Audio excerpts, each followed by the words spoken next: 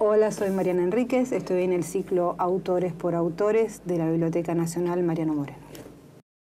Hola Mariana, ¿cómo estás? Bienvenida al ciclo. Hola, ¿qué tal? Bien. Vamos a comenzar este recorrido literario por tu obra con Bajar es lo peor, del 95. Sí. Y en el prólogo a la nueva edición contás que cuando te preguntan cuándo fue o en qué momento lo empezaste a escribir, generalmente mentís porque decís que no te acordás mucho la edad. Sí. Pero se publicó cuando tenías 21 años. Se publicó cuando tenía 21, sí. Hay un tema que me llamó mucho la atención, que dijiste y contaste que querías como desalojar a los personajes que tenías en la cabeza, a Facundo, a Narval, sí. Y estas obsesiones adolescentes, ¿no? Que estaban en la cabeza, en tu cabeza en ese momento eran un poco las sí. obsesiones del libro, digo, de los personajes, pero también las tuyas. Sí. Sí, bueno, era exactamente así y sigue siendo exactamente así, igual. No cambió mucho mi forma de pensar en los personajes, o obsesionarme con los personajes. Esa fue como la operación que necesité hacer en ese momento. Y medio que la sigo haciendo ahora. Lo que pasa es que ahora es más, la entiendo más como literaria. Yo no sé si en ese momento la entendía como literaria. ¿Es un desalojo o un alumbramiento? No, porque ¿entendés la diferencia en el sentido de ir dándole forma a esos personajes o es arrojarlos? Es arrojarlos totalmente. Yo los tengo en general, los de las novelas, ¿no? Los cuentos para mí no son personajes como tales. Están totalmente formados. Por supuesto, después cuando lo sacás le vas dando más forma y qué sé yo, pero ya están muy completos. No es que necesito darle forma afuera. Necesito hacer otra cosa con ellos afuera. Incluso no los arrastrás, digo, de una novela o de un cuento a otro, no van los personajes. No, casi nunca. Bueno, ahora estoy escribiendo algo que tiene... Hay un cuento de los peligros de las cosas que ponemos en el fuego que se llama La casa de Adela, y el personaje de Adela está en una novela ahora. Pero no tiene... O sea, si bien se llama Adela y conserva un par de características, como que le falta un brazo y qué sé yo, y que desaparece de una casa y no sé qué, después sus amigos son otros, ¿por qué pasa eso? Es otra cosa, o sea, solo mantuve eso. Y la personalidad de ella es bastante distinta también. Tenías 21 años y a partir de la novela empezó tu trabajo como periodista. Sí. Ahora, ¿qué pasó en esos 10 años que te despojás de estos personajes? Sí. ¿Qué pasó en tu escritura durante ese proceso? Intenté escribir otra novela en esos 10 años y la descarté, la tiré. Vos dijiste que fue como un fracaso antes de, digamos, porque vos no estabas conforme porque no tuvo un buen recibimiento por las editoriales. ¿Por qué por qué la descartás? Ambas. Yo no estaba conforme y las lecturas que tuve, tampoco las llevé a tantas editoriales. Tuve una lectura sola en mi editorial, que era MC en ese momento, y fue una lectura... Nada, no les gustó. Pero no es que no les gustó y me dijeron, qué sé yo, supongo yo que hubiese habido lugar para una reescritura, para un trabajo con un editor, algo, pero yo me di cuenta que tenían razón de una manera como más profunda. Yo me di cuenta que el libro no estaba bien. Y que por ahí no era el libro que yo podía escribir en ese momento. Era un libro muy de género, una novela más o menos de terror, y bastante larga, muy ambiciosa, y no tenía como para eso en ese momento, me parece. Y de ahí el hiperrealismo, sí, que es como desaparecer totalmente, que ya nos vamos a meter más en eso, pero digo, de lo fantástico al hiperrealismo. Sí, creo que a lo mejor era yo a veces pienso que uno no escribe lo que quiere. Hay como momentos que tenés una sintonía con algo y a lo mejor no es lo que te gustaría más en ese momento hacer. Pero bueno, sí. Me gusta esa idea tuya de la novela, que dijiste, me parece mal corregir los libros viejos, le pertenecen a su tiempo y le pertenecen al autor, cuando era más joven, que era una persona diferente. Ese espíritu como de querer conservar quién eras vos como escritora, digo, con esas primeras herramientas que te da Juan Forn, vos sí. eras adolescente, o sea, estabas terminando tu juventud, digo, o sea, tu adolescencia, y él te marcó un poco como las herramientas. No venías de un ejercicio como escritora. No, ningún, cero. Sí, no me... Al contrario de él, que él vive, por ejemplo, revisitando sus textos. Yo no lo entiendo directamente, como no entiendo para qué hacerlo. O sea, el texto realmente, que ya no es mío, que es esa persona que lo escribió en ese momento, y además no tengo mucho interés en volver a ese texto, digamos. ¿No la volviste a leer? No. Ni siquiera, perdóname, ni siquiera con la reedición. No. La dejaste así tal cual. Sí. Hay algo de Blanchot, me parece, en esta idea de arrojar, cuando uno arroja la obra al mundo, cobra su propia vida, me parece. Pero también hay otra idea que me parece interesante para pensar que uno no es la misma persona durante todo el tiempo. Digo, me parece que queremos sostener una identidad que tal vez no es tal.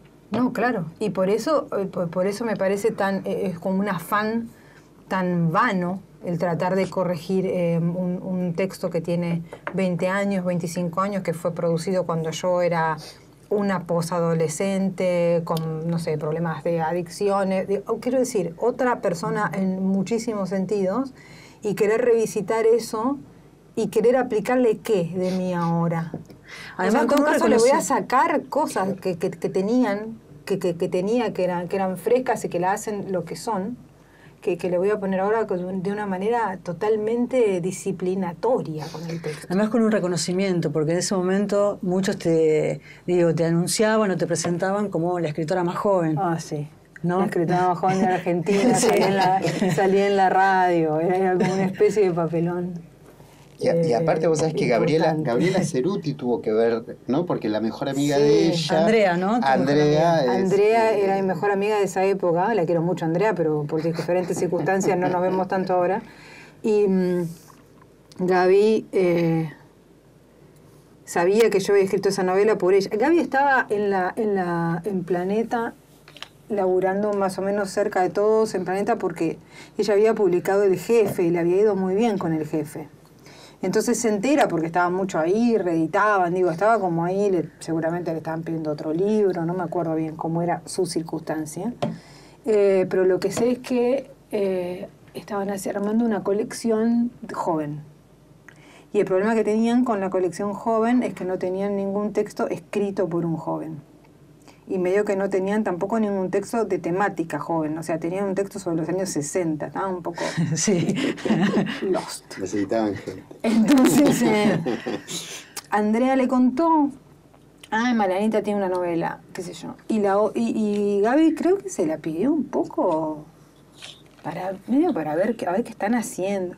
Y yo sé que a Gabriela no le gustó mucho el libro, que le pareció, pero yo no sé si no le gustó por una cuestión un poco personal, digamos, como decir, en esto están las chicas. ¿Qué es esta edición, no? Sí. Es esa edición, sí. Vete, la jeringa, todo, lo dice todo. Y no estábamos tan en eso igual, o sea, hay como muchísima imaginación. Yo soy una escritora muy poco autobiográfica, esa es la verdad. Pero bueno, por supuesto, ella notaba cierta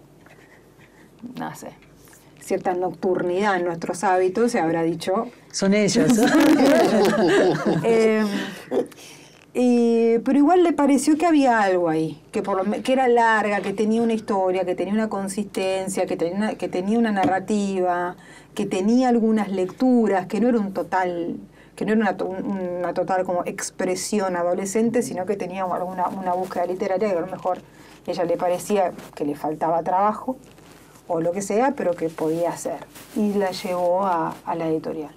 Ahí hubo como una secuencia muy extraña, porque salió en la colección de Jorge Lanata, pero no la editó él y su equipo, que eran los directores de la colección. Porque Gabriela el texto se lo llevó a Fon, que era su amigo, o con el que tenía una relación, no sé. Y a Fon le gustó, entonces hubo ahí creo como una mini interna, porque yo era nadie, pero era una mini interna de quién editaba el texto, y a mí la conversación con Fon me convenció más. Aunque no lo digo eso desde la actualidad de la Nata y la actualidad de Fon, no lo pienso en ese sentido. Me acuerdo de las herramientas. Me acuerdo de mí en ese momento, yo estaba súper verde y Jorge era un periodista, digamos, era el director de un diario. Juan venía como desde un lugar más de literatura, de lecturas, entonces en ese intercambio me cerró mucho más. Yo en realidad a esa edad no tenía, a esa edad y de dónde venía yo venía de La Plata, no tenía una idea real de quién era ninguno de los dos, ni me importaba mucho el ego de ninguno de los dos, o sea, lo elegí en otro sentido, elegí como este me va a servir más, nada más. Pasó algo extraño o algo raro, diferente con esta novela. Bajar es lo peor, fue el único de tus libros por el que recibiste carta de fans. Dijiste, siento que mis otras novelas, mis cuentos, todos tienen envidia de Bajar es lo peor. El tema fans también aparece en Este es el mar, estos adolescentes fanatizados con estrellas de rock. Vos también, por otro lado, fuiste súper fan. Sos. También en carne. En carne. Y por otro lado, digo, está este vínculo que contaste en una de las entrevistas, este vínculo con tu editora francesa, de la cual sos amiga, y ella es fan de tu obra. Sí. Entonces, pensaba si este magnetismo, por un lado, que genera tus cuentos, tus novelas, en los lectores, a la vez, digo, lo trasciende la obra. A mí me parece esencial el entusiasmo por la obra y yo espero transmitirlo. Ahora, la verdad, yo ese prólogo lo escribí antes de que pasara como una cosa bastante, bueno, ¿cómo decirlo? Le fue bien, vamos a decirlo normalmente, a las cosas que perdimos en el fuego, y empecé a volver a tener cartas de fans y cosas por el estilo, con este libro. Un poco lo que pasó con Bajar es lo peor, pero en otro sentido, ¿no? Somos todos más grandes, qué sé yo. Pero también es un libro que le da mucho de leer a adolescentes porque son cuentos de género. Es medio una estupidez eso, pero bueno, nada, no me voy a andar explicando yo por qué eso no debería ser así, porque ya está. La gente grande que lee realismo, los jóvenes que lean es mejor. Los jóvenes leen mejor literatura de los grandes. Bueno, la cuestión es que a mí ese entusiasmo para mí es totalmente central. Es el entusiasmo que yo siento con los escritores. A mí los escritores me gustan así. Yo no puedo tener una relación solemne y distante con los escritores. A mí cuando me gusta todo, leo la biografía, me los compro todos los libros. O sea, yo tengo en general esa sensación. Lo que no tengo, que sí es lo que me diferencia de cierto tipo como de fan, creo, es el querer conocerlos. Yo me fanatizo absolutamente con la obra, tengo todo, si hay un músico que me gusta, tengo todos los discos y qué sé yo, pero, por ejemplo, la situación, saludarlo me aterra. La situación, no es que me aterra, no la entiendo, digamos, es como para qué. Me entusiasma muchísimo la obra. Después el querer acercarse me resulta como una instancia rara, pero también yo soy un poco así. No sé. No soy muy... Incluso lo contás en el prólogo de Bajar es lo peor, esta situación que fuiste a un bar de una chica que se había peleado con su novia, ¿no? Sí. Digo, todas estas situaciones que genera que va más allá de vos como escritora, ¿no? Sí. Pero creo que eso está bueno que le pase o sea, le pasa a muchos artistas, quiero decir, a los músicos les pasa constantemente. Bueno, a los músicos creo que es a lo que más les pasa, pero a ciertos artistas plásticos también les pasa, ¿no? Y a mí hay algo de ese entusiasmo de la gente o esa desproporción, ¿no? Que es algo un poco desproporcionado, que me parece que está bueno que le pase a la literatura. O sea, que haya una relación afectiva intensa con la literatura. Me parece que está bueno. O sea, no sé si es como un contagio porque me pasa a mí, entonces le pasa a alguno de los lectores, o como es, pero a mí me parece muy, muy, muy sano. O sea, a mí hay como todo un montón de palabras que en general se usan peyorativamente que para mí son solo positivas. Fan, género, terror. Es que en realidad vos incluso lo mencionás, ¿no? Que el término de fan está como vinculado a un atributo femenino. Sí, está. Es así. Incluso con Este es el mar hay una especie de, después por ahí hablamos, sí. Pero una especie de confusión, porque siempre que me preguntan, me dicen estas chicas que son groupies, no hay una groupie en el libro. No hay una groupie, no hay ni una. Una groupie es una chica que le gusta estar con los músicos sexualmente y los acompaña en situaciones determinadas, los sigue en la gira, son como las compañeras sexuales de los músicos. No hay una en Este es el mar. Los músicos tienen novias y después están las fans y después están los personajes estos extraños, pero y hay como una confusión de automáticamente no poner a la mujer que tiene una relación afectiva muy intensa con un artista, groupie, sexo. Y acoto algo más, que me parece que en Carne se ve muy claro. Ellas son las que lo entienden literalmente, claro, y pueden incorporarlo y hasta generar una nueva religión en el sentido de religar, de buscar una nueva unión con ese público de Espina. Sí, totalmente. Entonces, ahí me parece interesante ese juego, que no hay nada de groupie acá. No. Acá hay personas que están entendiendo el mensaje del ídolo. Sí, sí, para mí también. Totalmente. O sea, yo siempre lo pensé en ese sentido, como en un sentido casi mitológico. Yo cuando estaba pensando en Este es el mar y cuando pienso en las fans en general, pienso en los grupos de mujeres, digamos, de alguna manera, las que seguían a Baco, las que seguían al dios Pan, claro, las que se desmayaban en la listomanía. El ritual dionisíaco, totalmente. Exactamente, donde para el mí. Furor escapa, hay un grado de éxtasis. Sí, y es conocimiento también. Totalmente. O sea, ellas son las que lo entienden, son las sacerdotisas de Dios, son las que lo interpretan y las que lo van a conocer. Y las que lo incorporan. Y las que lo incorporan, claro. Y en este fenómeno que se habla del vínculo con las fans, ¿también la considerás como una novela juvenil vintage? ¿Este es el mar o Bajar el Operador? No, las dos. Las dos, sí. Sí, las dos. Sí. Sí, las dos, claro. Sí, pasa que una fue contemporánea y la otra, y Este es el mar, es claro, a propósito vintage, digamos, ¿no? Sí. La otra es una novela de los 90. Me quería meter un poco con cómo desaparecer totalmente. Sí. Pero completamente completamente, lo bautizaste. Y sobre todo con tu relación con la ficción y la realidad, porque a mí me parece que hay un trabajo muy interesante.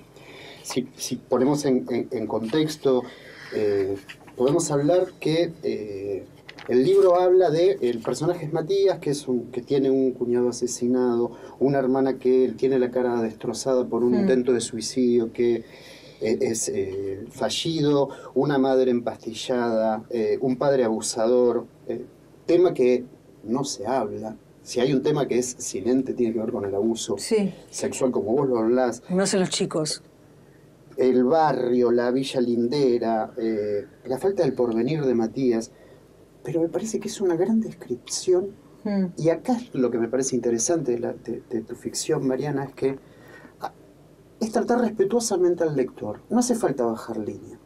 El lector puede entender que esos son los 90s, es la incorporación del neoliberalismo al país, y cómo vos lo vas describiendo, y cómo a su vez se van entramando historias. Me pasó lo mismo con los años que vivimos intoxicados, donde también de alguna manera ahí aparece también una descripción muy clara de lo que era el cambio del país, cómo afectaba a los adolescentes. Dice, nosotros no soportábamos a los inocentes, porque habían votado a eso. O sea, los adultos los odian por eso, Y en ese punto me parece que hay un gran trabajo entre un punto de la realidad que dispara la ficción respetando, o El agua negra, que es un caso policial, como real. Ezequiel de Mont, pero que después termina siendo un homenaje a Lovecraft, de alguna manera. Pero digo, me parece el respeto por el lector. Sí. Bueno, son todos esos textos, incluso Cómo desaparecer completamente, y quizá más que todos, Cómo desaparecer completamente, para mí son textos políticos. Total. Lo que pasa es que no son textos políticos en los que yo hago un tratamiento muy,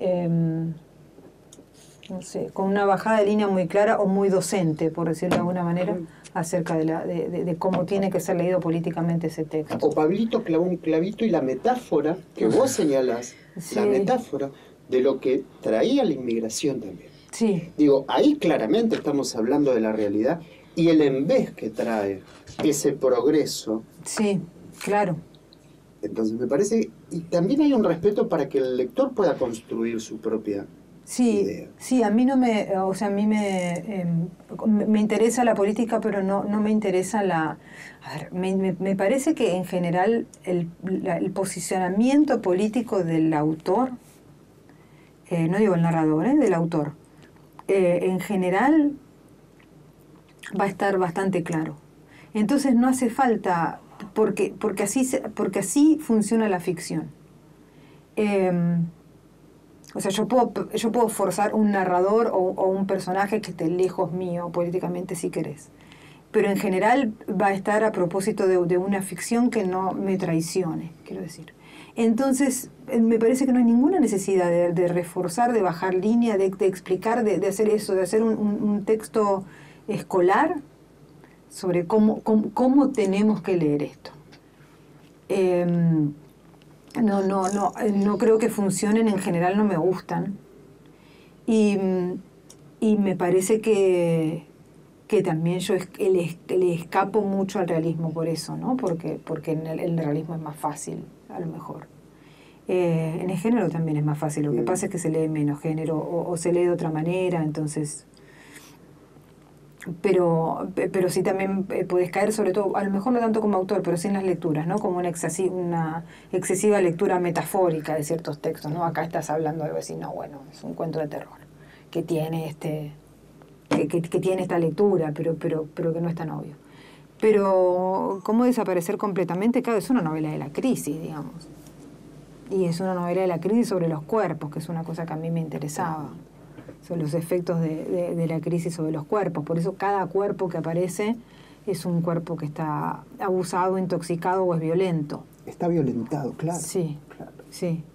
Ya vamos a hablar del cuerpo, que me parece que ahí también hay un gran trabajo, sí. Una apuesta por una estética nueva del cuerpo también. Puede ser, pero ahí está, bueno, ahí en Cómo desaparecer está llevado hasta el grotesco por eso, ¿no? Porque lo que me interesaba es que no apareciera ni un cuerpo que no estuviera intervenido por alguna violencia.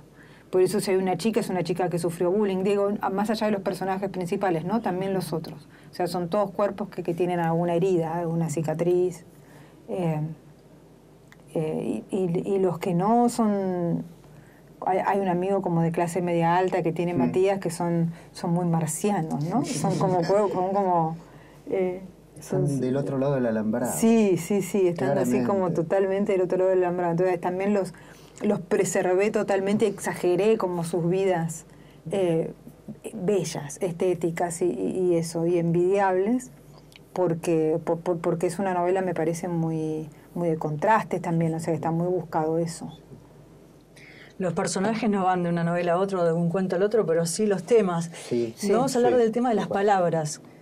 Si te parece, Gastón, que vos querías hacer un contexto del tema de cómo desaparece completamente. No, ese era el contexto el que hablaba de esto, pero también me parece que si quieren una pista de la obra de Mariana Enríquez, los libros siempre tienen el acápite que orienta y direcciona perfectamente la lectura, me parece. Están muy bien elegidos, seleccionados.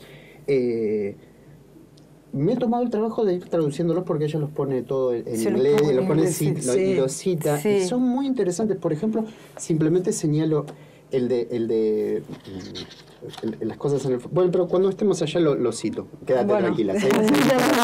Yo quería ir a los títulos y a las palabras, ¿no? Porque Cómo desaparecer completamente, de lo que hablaba Gastón, es el título de una canción de Radiohead y con el tiempo dijiste que ningún título es inocente. A las palabras hay que exorcizarlas, no pueden estar atadas a un significado que no es el significado que tienen. Y por un lado están los cuentos, en los cuentos contaste que es donde mantenés más el control y que en las novelas no te importa tanto en qué idioma hablan. Y dijiste, hay cosas que estoy leyendo que no encuentro en mi idioma y que termino traduciendo. ¿Cómo sería esto si lo contara en el conurbano bonaerense? Pensaba con toda tu obra esto que los temas sí se van apareciendo y se van filtrando en cuentos y novelas. ¿Cómo construiste esta baldosa propia, ¿no? Esta parcelita que tiene que ver con la originalidad de tu obra, donde se mezcla el terror, la realidad, lo social, lo político, la música, el cine? Es que eso todo es ¿cómo decirte? Eso todo está en Bajar es lo peor. Bajar es lo peor es es varias cosas, ¿no? Primero es la cuestión del realismo está toda ahí, es una novela muy noventera y muy... Con eso de la traducción, lo que quiero decir es que yo, por ejemplo, leía en ese momento Menos que Cero de Bret Easton Ellis o las novelas de Dennis Cooper y no sé qué. Yo leo bastante literatura anglosajona. Leía Ballard y no encontraba, había, pero costaba bastante, después los encontré, pero no encontraba en argentino, digamos, textos que estuvieran hablando de los jóvenes de la noche, de los excesos y eso, como lo estaban haciendo o como lo habían hecho ya en otros, sobre todo en Estados Unidos. Eso por un lado. Luego es una reescritura en un punto de una película que es Mi Mundo Privado de Gus Van Sant. Después hay cosas en referencia al terror muy claras, que hay como una especie de trío espectral que se le aparece a Narval todo el tiempo, que no sabe si es una alucinación o no, o son reales seres del inframundo que están tomados así, de Hellbound Heart, que es una novela de Clive Barker. Pero así, ¿eh? Nunca nadie se dio cuenta. Más de 20 años. O sea, ni Hellraiser la película, o sea, no sé, son iguales. Pasa que hay una mina, bueno, un poco... Ahí le puse una mujer para distorsionarlo un poco y que no sean como el trío ese sado de Barker. Y bueno, no ocurrió. Toda la música ya está, o sea, incluso de una manera que ya no usaría tanto, pero casi que tiene banda de sonido. O sea, realmente hay un momento que se escuchan tal canción y nombran la canción que escuchan. Sobre todo Facundo, pero muchos personajes fueron un poco moldeados a partir de estrellas de rock que a mí me gustaban. O sea, un poco, y eso está dicho al principio, acá. O sea, algunos no los puse, ¿no? Pero porque era un poco más. Un poco yo le agradezco en este libro a Ian Astbury, porque Ian Astbury, ese cantante de Cult, era idéntico a Facundo. Pero no es solamente él, también tiene un poco de Charlie Sexton y como una serie de gente que me obsesionaba. Y ¿cómo se llama? Narval es muy River Phoenix, ¿no? Entonces hay digamos, todas esas obsesiones y todas esas influencias que son influencias más pop. Yo creo además que un escritor a esta altura de mi edad, yo tengo 44 años, a esta edad ya no está influenciado solo por la literatura. Ya hay un montón de narrativas, digamos, y en eso incluyo la música también, sobre todo al rock que tiene su narrativa, que te influencian tanto como la música. Entonces todo eso, todo ese mundo está ahí. Lo único que hizo fue expandirse mientras yo crecía y seguía sumando de manera entusiasta otras referencias, quiero decir, dentro de ese universo. Pero medio que la tecla que vibra es siempre la misma, solo que se va agrandando. Y está todo ahí. Y vos viste que hablábamos de cómo pueden orientarnos las lecturas. Vos fíjate que abre con Nietzsche diciendo: quien con monstruos lucha, cuide que no convertirse en uno a la vez. O, por ejemplo, de Henry Miller: nada es cierto o falso, el pensamiento es el que hace que lo sea. Y ahí está, ¿es una alucinación o es real esos tres? Sí, no sé. Claro, no sé, claro. Digo, ahí nos da las pistas como para entrar en esa trama y en esa estética. Para mí, Bajar es lo peor, tiene una estética tan personal al mismo tiempo. Sí. Modulás tu voz. Sí. Más allá de que vos organices y tomes, también estás modulando un tono. Sí. Que creo que es lo que vas logrando con los distintos libros, ¿no? Por supuesto. Sí, eso sin duda. Pasa que lo que quiero decir es que es como una... O sea, no es un collage, quiero decir, no es un Frankenstein, no, claro. O sea, es otra cosa, es a través de mí, como de alguna manera, ir mediunizando todas esas influencias, digamos. Y se hizo una película que no se estrenó, hablábamos. No, se estrenó en el Bafisi, pero no tuvo un estreno comercial, creo. ¿Y la viste? No. Hablábamos de las influencias y me gusta esta idea, así como me gusta mucho esa idea tuya de haber cuidado y respetado quién eras cuando escribiste Bajar es lo peor y cuando la publicaste a los 21 años. Esta idea tuya de de no cuidarte con las influencias, ¿no? Sí. Al contrario, cuanta más contaminación, sí, más encontrás tu estilo, más encontrás tu propia baldosa, como hablábamos anteriormente, ¿no? Sí. Esa originalidad en tu escritura. sí. Creo que la propia baldosa se hace con restos de otras, básicamente. Sí, claro. Pero el tema es como uno combina eso, ¿no? Por eso digo, no es collage tampoco, porque no sé, hay algo que me parece más parecido a como a la escultura, de alguna manera, no sé, hay como dos maneras para mí, ¿no? Una es como viste, tenés un pedazo de mármol y le vas sacando cosas hasta que encontrás la forma, y yo hago la otra escultura, que es ponerle cosas hasta encontrarla. Y también puede ser también muy flaquita, ¿no? También puede ser muy mínima. No estoy diciendo con eso que es una cosa enorme, digo que trabajo más de esa manera para hacer la obra. Incluso hay influencias, digo, que aparecen como subterráneamente, que a veces no llegaste a percibir. Y probablemente, sí, claro, muchas. Sobre todo literarias. Creo que las literarias son las menos obvias para mí. Sí, como si me decís que literariamente quién es el que más me influye, no sé. No sé, o sea, sí sé, pero quiero decir, probablemente hay un montón de cosas que incluso muchas veces me nombran autores y yo digo, ¿what? Pero siempre los leí a los autores que me nombran. Incluso si haces citas de escritoras que tal vez tomaste, digo, esa frase como porque venía bien a lo que vos querías contar, digo, en alguno de tus libros. No sé, yo soy muy variada para leer, ¿eh? O sea, en general eran libros que estaba leyendo en ese momento. Sí, no sé tanto. A mí, por ejemplo, una cita de Henry Miller, en esa época yo recontra leía a Henry Miller. Tenía 21 años. 21 años en los 90 no leía a Henry Miller, no sé qué onda. Era un poco así. Y en general, qué sé yo, no sé, creo que este es el martes, una cita de Paul Eluard. Yo leo mucha poesía, esa es una de las influencias secretas, quiero decir. Sé que no secretas, pero no tan obvias. Pero tal vez más subterráneas. Pero tal vez más subterráneas, pero la poesía es como, para mí es muy importante, yo leo mucho.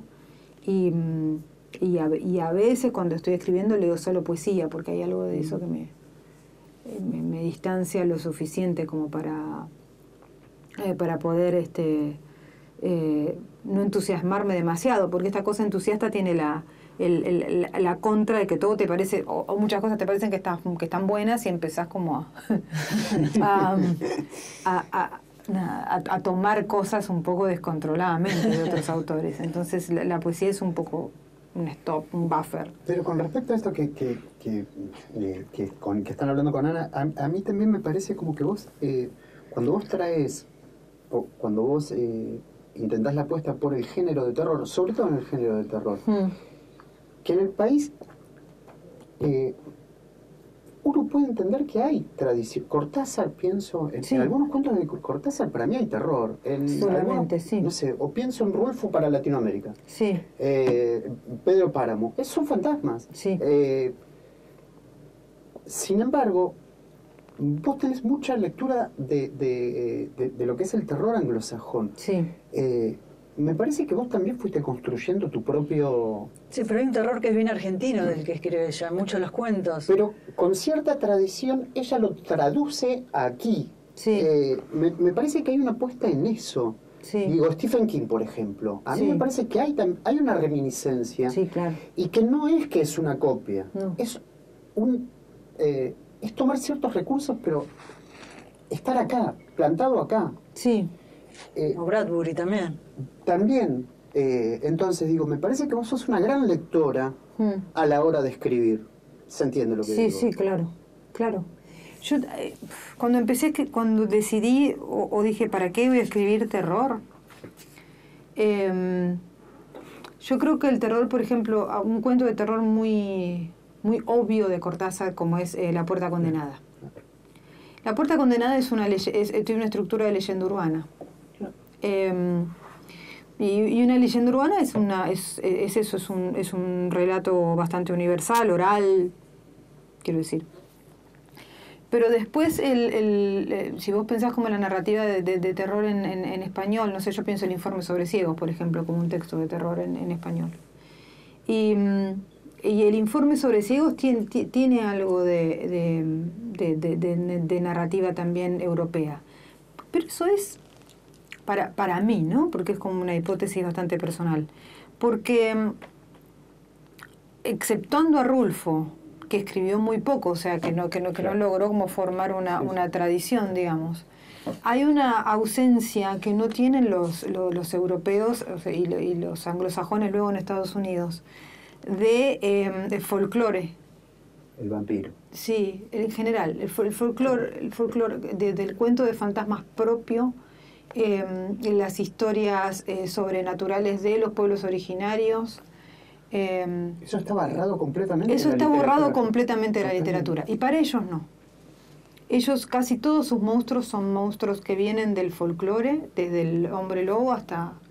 Por acá tenés el lobizón, que es una especie de traducción de eso, pero el hombre lobo europeo es el lobo al que ellos le tienen miedo, porque es un lobo que comió muertos de las grandes guerras.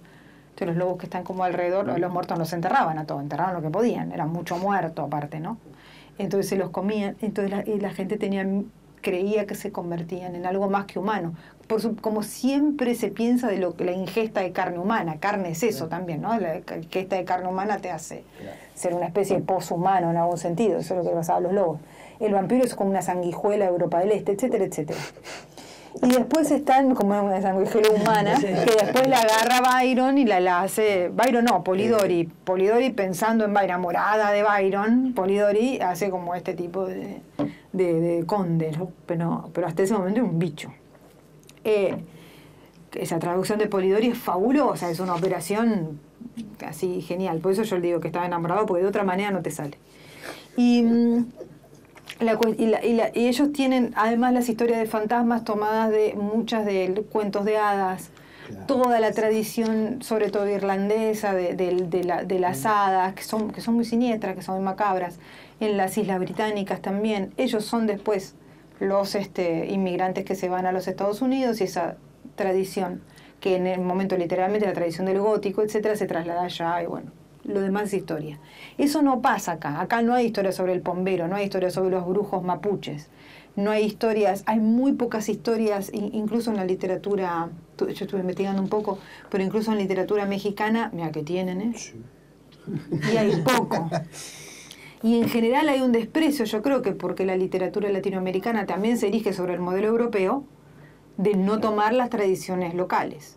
Y las tradiciones locales no entran en la literatura. Y esa es tu apuesta también, digo, en las cosas, en los peligros de fumar en la cama está el de la chica esta que tiene miedo, no me acuerdo el título. Es San la Muerte. San la Muerte, sí, aparece San la Muerte, sí. Y en sus sueños también, y se escucha, aparecen muchos de esos relatos sí. Orales. Yo trato de incorporarlos porque me parece que merecen ser incorporados, pero también soy muy consciente de la dificultad estética de incorporar ciertas cosas. O sea, de incorporar... Si vos pensás en la leyenda del pombero, es terrorífica la leyenda del pombero, pero está la película de la Coca Sarli en el medio. Entonces, es muy difícil, de verdad, o sea, lo digo, es chistoso, pero a la vez es como triste, porque es muy difícil recuperar eso. ¿Cómo disputamos a la Coca? Claro, ¿cómo lo sacás de lo kitsch? Y yo puedo volver a hacer que eso te dé miedo. Voy a estar, yo leo el pombero y lo veo todo el tiempo ¿cómo se llama? Al hijo de Armando con la máscara, etcétera. Entonces, las que puedo, cuando puedo, las incorporo. Pero el modelo sigue siendo una traducción de las tradiciones anglosajonas, básicamente porque no hay otras en literatura. Y además pero dentro de la traducción también está esa operación de ellos tomaron sus tradiciones folclóricas, digamos, el horror folk, les dicen allá, incluso ahora es una cosa que está de moda en Inglaterra, me da una envidia infinita. Entonces yo digo, bueno, hagamos como una especie de horror folk también. con las limitaciones, digamos, que puede tener hacer esa operación, porque a mí tampoco me interesa hacer de misma manera que con la política no me interesa hacer una lectura docente, no me interesa hacer con estas cosas una lectura antropológica, decir, bueno, este es el cuento sobre los brujos mapuche.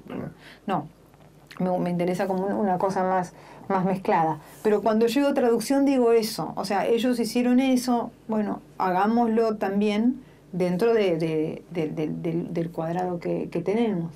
Y lo mismo con meter lo asociado a lo político en el terror. Para mí es lo que hace Stephen King, que probablemente lo toma de los grandes narradores sociales norteamericanos, quiero decir. O sea, él está más cerca de... Hay novelas de él que están más cerca de Viñas de Ira que de Poe. En todo sentido, o sea, es las clases obreras, los problemas la realidad social. de la sociedad, es como todo eso, y luego se dispara hacia lo sobrenatural, pero es muy raro o casi imposible que vos encuentres una novela de Stephen King que no empiece en un pequeño pueblo con gente laburante. En general todas empiezan así. No van a empezar en una mansión, o sea, él tiene... Es loco porque él tiene mucha más influencia de esa literatura que de sus autores norteamericanos de terror. O sea, no tiene gran influencia de Lovecraft o de Poe. O casi nula. Entonces, digamos, me parece, digamos, que ellos también, o a partir de King, ellos también están haciendo esa operación. Bueno. Shirley Jackson, no me acordaba el nombre. Sí. Ahí también, o sea, digo... me acordé por lo que decías de Stephen King, que es quien rescata a Shirley Jackson, y que es una autora con la que pienso en los veraneantes, creo que los veraneantes, donde se habla de una pareja mayor, adulta, que queda aislada. Pero hay algo más ahí, claro, hablando. Lo que se está escenificando en ese pacto que hay, que los están abandonando. Es que los están abandonando, digo. Y Stephen King es quien recupera esa figura. Sí, sí. Él y la recupera de una manera que a mí me interesa mucho, que después le copio, que es en los epígrafes. Yo los acápites, ¿cómo se dice? Acápites. Sí. Yo la encontré a Shirley Jackson a partir de los acápites de King. Dije, mira, ¿quién es esta señora? Él es un acápite larguísimo, creo que en Salem's Lot, La Hora del Vampiro, la tradujeron acá. Y cita la primera frase de Haunting of Hill House, que la traducción creo que le pusieron La Maldición o una cosa así. Y yo dije, quiero ver quién está. Y ahí le encontré a la señora. Y en general King fue un escritor que ayudó a mí sola no, a toda una generación a encontrar otros escritores a partir de sus acápites y de sus dedicatorias de sus libros. Ese es un poco el mundo del escritor, ¿no? Que te va llevando también por sus propias lecturas literarias, su propia búsqueda. Entre tus libros de cuentos y novelas también aparecen otros. Y entre esos otros está Alguien camina sobre tu tumba, Mis viajes a cementerios, del 2013. Y contás ahí que en los 90 tal vez es una mezcla entre ficción y periodismo, el libro. En los 90 fue el fin de la juventud y también la invitación de tu mamá a viajar a Europa. Sí. Y tu paso obligado en Italia era Bomarzo. Sí. ¿Ahí necesitabas ver el Parque de los Monstruos? Sí, quería ir. Yo era súper fan de ese libro de Mujica Lainez, es uno de los libros argentinos que más me gustan. Y quería ver eso, quería ver el Parque de los Monstruos, y fui. Incluso decís, entonces... En ese sentido de fan, soy fan, perdón. Yo a Mujica Lainez no hubiese tenido interés en comer con él. O en que me firme un libro. Yo quiero ir a ver Bomarzo, o sea, eso. Ni siquiera que me guíe él por Bomarzo, me interesa. Yo quiero tener mi propio recorrido. Sí, claro. Entonces dijiste, no era catadora de cementerios como ahora. Le sacabas foto a cada tumba. Me interesa saber cómo fue que te enamoraste de los cementerios, porque haces un recorrido por México, por Francia, Montparnasse, o sea, haces el sur, por todos lados, la historia de los perros, o sea, México. Sí. Bueno, hay una parte que es también como esta parte que medio venimos hablando de como los diversos mundos por los que me gusta transitar. Los cementerios eran uno, siempre fueron uno. Siempre visité cementerios, creo cuando era muy chica, como una cosa un poco gótico, no sé, teenager, hacerse loco, ¿viste? Eso. nada. Y me parecían lindos, qué sé yo. Y con los años le fui incorporando como otras dimensiones. Primero la dimensión... nunca de la misma manera que no voy enloquecida atrás de los escritores o de los artistas, nunca me interesó mucho tanto el tema de los muertos ilustres que están ahí, sino más bien de las narrativas que aparecen en el cementerio, los mitos que aparecen en el cementerio. Los cementerios son productores de mitos, la gente le tiene miedo, entonces inventa cosas sobre esos lugares. Y todos tienen, ¿no? Y después, eso me interesaba más que los muertos ilustres, y después me gustaba mucho ver la relación que tenía cualquier comunidad con su cementerio, que son todos muy diferentes. O sea, tenés del cementerio turístico hasta el cementerio que se usa, hasta el cementerio que no va nadie, hasta el cementerio que fue cambiando, que fue un cementerio espectacular y después terminó siendo la nada misma, bueno, así. Cementerios que se inundan. Ahí también hay un tema de fanatismo, ¿no? Porque en Cortázar, por ejemplo, siempre hay cosas distintas que están sobre la tumba. Sí, sí, claro. Bueno, y en Vallejo también. Montparnasse es un cementerio así muy de fans. Sí. Porque además está Gainsbourg, y está Simone de Beauvoir, y está Marguerite Yourcenar, y está Baudelaire, es como están a full. Sí. Están todos. Está como muy a full. Tu cementerio favorito decís que ya no existe y quiero pensar, quiero que pensemos si hay un complemento entre Eros y Tánatos, ¿no? En esta idea del placer y la muerte. Sí, claro. Sí, pero es una idea muy gótica, ¿no? O sea, a mí eso es lo que el gótico me gusta, entonces es como una cosa casi muy estética. Sí, el cementerio ese es Los Inocentes de París. Igual no sé, es una figura literaria, no sé si me hubiera gustado, era una mugre espantosa, estaban los muertos tirados por ahí. Había un mercado, la gente, no sé, convivía con eso, quiero decir, lo digo así como un lugar muy, muy espectacular de vida y muerte mezclados muy en tu cara, ¿no? Eso. Pero en realidad yo le encontré la vuelta a este libro y a la cosa de los cementerios cuando aparecieron los restos de la mamá de una compañera mía de trabajo y amiga también, que es Marta Dillon. Marta la mamá desapareció, no me acuerdo cuándo, creo que en 78, una cosa así, y los restos aparecieron en una fosa común. Fue ¿cómo se llama? Una identificación del equipo de antropología forense relativamente reciente. Ella estuvo mucho tiempo con los huesos sin saber qué hacer, porque además creo que no está completa la mamá. O sea, por eso después el cajoncito fue muy chiquito, era una cosa muy rara. Y me acuerdo que en un momento dijo, bueno, voy a hacer lo que hay que hacer con esto, que es enterrar lo que voy a hacer. Entonces la enterró en la bóveda de su familia en Moreno. Y el entierro fue un acto político y fue muy reparador en muchos sentidos. O sea, fue una cosa muy liberadora, muy reparadora. Había muchísima gente muy distinta, porque estaba como la gente muy militante, amiga de Marta, ex compañera de la militancia de la mamá, pero también los hermanos de Marta son muy diferentes, habían pedido que haya un cura, y había un cura. Quiero decir, había una mezcla muy reparadora en todo sentido. Y ahí me di cuenta de lo que a mí me parecía tranquilizador era el acto de poner a esa mujer en una tumba y ponerle un nombre. Entonces yo dije, ¿por qué esto de una tumba con un nombre a mí me parece como lo contrario a lo que me da miedo? Y yo dije, bueno, pero lógicamente por historia y por historia en común, el terror es la tumba sin nombre y la falta de cuerpo. Me vienen dos cosas para decir. Antígona, que tiene que anteponer lo que es la ley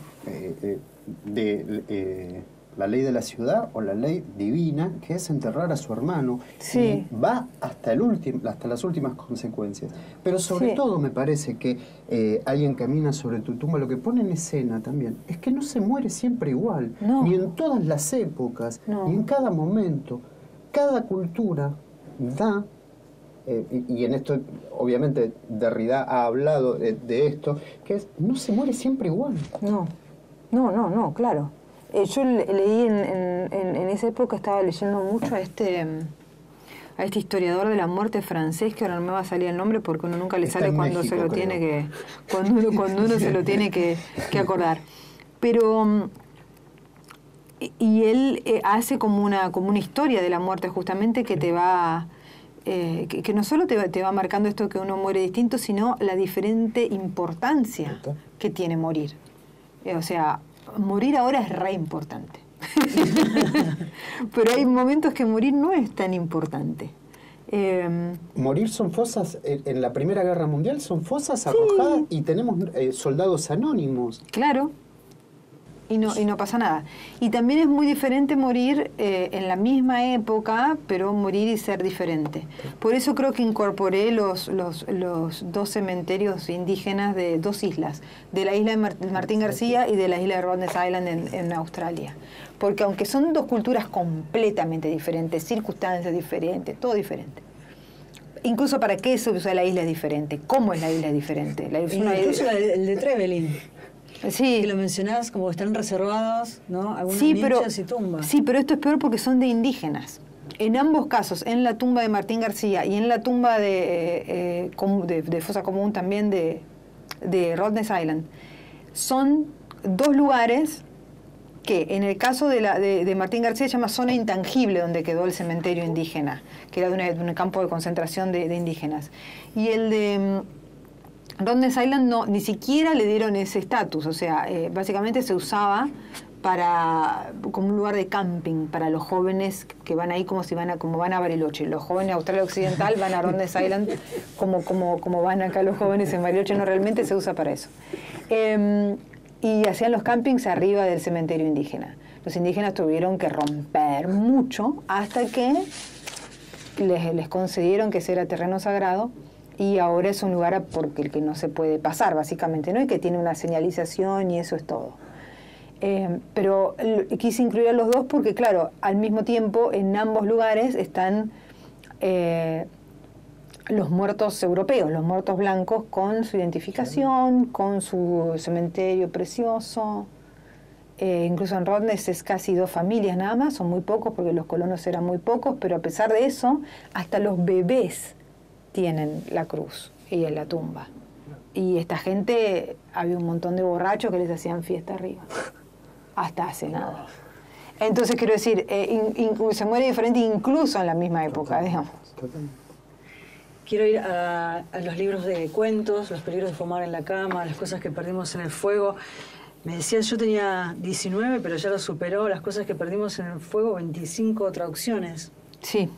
Los dos publicados en Anagrama, y quiero contar algo que dijiste sobre Jorge Herralde y este vínculo con los editores que también generaste con tu obra, ¿no? Porque dijiste de él, es el único editor que tuve en mi vida que cada vez que sale una reseña me la manda, sí. ¿no? Y yo digo, además de estos vínculos con los editores te ubican también en un lugar donde prevalece lo artístico, digo, ¿no? En este vínculo editorial. Sí, bueno... El vínculo editorial es un tema muy complicado, pero digamos que mi relación con los editores, que para mí fueron los editores más importantes, que son Jorge ahora, y aunque Jorge está retirado, entre comillas, retirado digo porque es imparable, pero la editora ahora es Silvia C.C., con la que también tengo una relación muy fluida, y Juan en su momento, ¿no? Son editores medio como lo de ya no hay editores así. O sea, ahora en general no se lee mucho el texto. O sea, Este es el mar fue casi una situación excepcional porque es un texto que lo editamos con Juan Boido, que es el director editorial. O sea, no es un editor. Y lo edité con él porque yo sigo trabajando en Radar. Él fue durante muchos años el editor de Radar. Y durante todos esos años que él fue editor de la Radar y yo era como la subeditora de Radar, nos hicimos muy amigos, con lo cual si no editaba el libro iba a estar en problemas, Juan. O sea, para mí Juan no es el director editorial de Random, ¿viste? O sea, no puedo tener ese... No puedo. No le tengo respeto. Pero digamos, pero es muy buen editor y trabajamos bien, pero es un libro breve y es una cosa que él no puede hacer con todo el mundo. Y en las editoriales esa como cosa un poco más cercana no existe mucho. Jorge es un editor entusiasta. Jorge te pone fichas, Herralde, ¿no? Es como... Cuando le gustás, tiene eso, tiene como... Es un gran provocador de autoestima. Por eso le son fieles los escritores, creo. Hasta que llega una propuesta que no pueden rechazar, que en general es de dinero, ¿no? Las cosas que perdimos en el fuego... Ese cuento justamente dice, hacía falta muchas mujeres quemadas para que empezaran las hogueras. Es contagio, explicaban los expertos en violencia de género en diarios y revistas y radios y televisión, y donde pudieran hablar. Se están acostumbrando a quemarnos. Las quemas las hacen los hombres, chiquita. Siempre nos quemaron, ahora nos quemamos nosotras. Pero no nos vamos a morir, vamos a mostrar nuevas cicatrices. Quisiste desde acá, desde este horror general, como una belleza nueva, una estética nueva. Sí, el movimiento, la que está hablando ahí en un momento es una de las líderes del movimiento, sí, que imagino que es el movimiento de las mujeres ardientes, y es una activista, y es una activista que está radicalizada. A mí eso me parece importante marcarlo, porque hay como... yo no oriento ninguna lectura de los textos en general, pero sí me parece que las cosas que perdimos en el fuego, además de ser un texto que se acerca de mujeres y de violencia contra las mujeres, es un texto que está pensando cómo debe ser la reacción frente a esa violencia. Y está pensando en una reacción radicalizada frente a esa violencia en un futuro, ¿no? Para mí es un cuento de ciencia ficción, cosa que... y es un cuento de ciencia ficción porque en lo que estaba pensando con esta transformación de las mujeres luego del fuego, que además el fuego es purificador, entonces las que salen de ese fuego, yo no sé si son mujeres ya. Estas mujeres que van hacia el monstruo, digamos, ¿no? Voluntariamente en una transformación. Estaba pensando un poco en todas las ideas de la nueva carne de Ballard y Cronenberg, ¿no? Como toda esa especie de pasaje hacia lo poshumano, que tiene que ver con un nuevo tratamiento del cuerpo y una nueva carne modificada de alguna manera. En este momento, en esta instancia, una modificación autoinfligida, digamos, ¿no? Entonces, es lo que estas mujeres, en un movimiento que es un movimiento feminista radicalizado, deciden hacer. O sea, deciden hacer una transformación del cuerpo que esperan las transforme esencialmente. Y con esa transformación esencial puedan llegar a una transformación más grande. Esa era mi idea. La narradora es una narradora que no es una de las activistas, digamos, es una observadora, como en general son mis narradoras, ¿no? Porque a mí me interesa mucho más observar el fenómeno que ser participante en los cuentos. Yo tengo que leer también Las cosas que perdimos en el fuego. Me parece que hay una sintonía que podemos rastrear también en el libro con otros dos relatos que tienen que ver con Tela de Araña y con El patio del vecino. Sí. Yo los leo en sintonía. A ver, primer punto que me parece que hay un vínculo tiene que ver con la imagen de bruja, que está en Tela de Araña y en Las cosas que perdimos en el fuego. Digo, las cosas que perdimos en el fuego se pueden entender como una inversión de la quema de bruja. Pero también en el patio del vecino vos señalás algo que me parece que es muy interesante, que es Paula pasó de ser una santa que trabajaba con chicos en riesgo a ser una empleada pública sádica y cruel solo porque tomó una cerveza y se fumó un porrito. Sí. Y al mismo tiempo, Paula, que es Natalia, perdón, es la que habla con los muertos, que es hermosa, que es... Sí. Hay también ahí... esa mujer sí. no soporta la pasividad de la otra mujer. Sí. Me parece que hay una latencia ahí en esos tres cuentos en sintonía, que son las distintas posiciones que se puede tomar con respecto a ciertas violencias que se ejercen sobre la mujer. Sí. ¿Lo podés ver así? Sí, bastante. Sobre todo en es interesante que lo digas del patio del vecino, porque para mí siempre el castigo sobre ella es excesivo. En todo sentido. O sea, es como, o sea, es un cuento sobre la culpa también, ¿no? De ella, pero es una culpa que le hacen sentir, ¿no? Como ese niño que vive al lado de su casa, es como una especie de demonio que le viene a recordar lo que hizo. Pero claro, ese momento resignifica todo para Miguel. Sí. Ya es una puta, por decirlo de alguna manera. Sí, es mala. Es solo un momento. Sí. Esa distracción, ese salirse del lugar que tiene que estar puesta la mujer, sí. La condena. La condena, sí. Y lo que hace un poco Natalia en Tela de Araña es decir, no te condenes. Claro. No te condenes con este tipo. Porque aparte el tipo... Errores cometemos todos. Claro, Las cuestiones es corregirlos. Claro. El tipo de Tela de Araña no es un tipo necesariamente...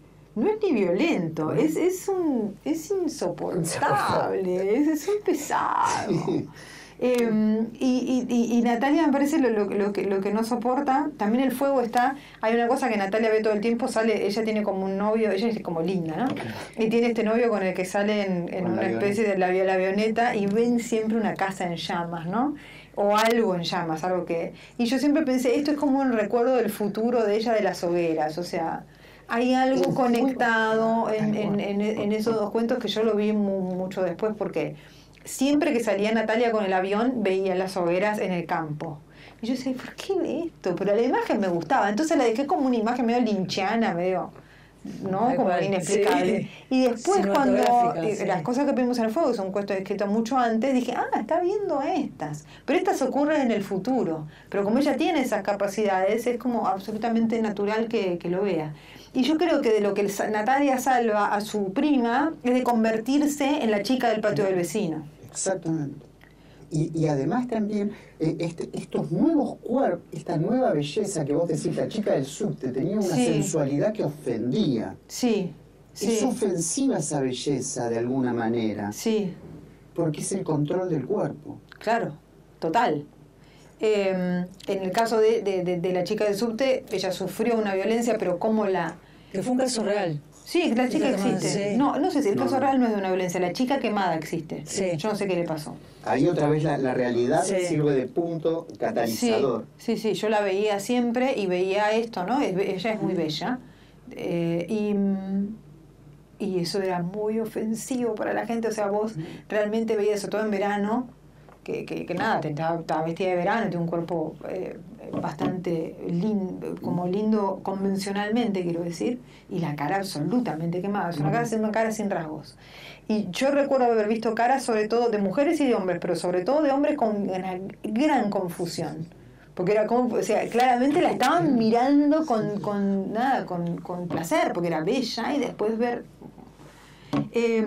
como qué es eso. Yo creo que la actitud de ella disparó la idea del cuento después, porque yo no sé qué le pasó a ella con su cuerpo, pero la apropiación que hacía ella de su cuerpo era muy desafiante.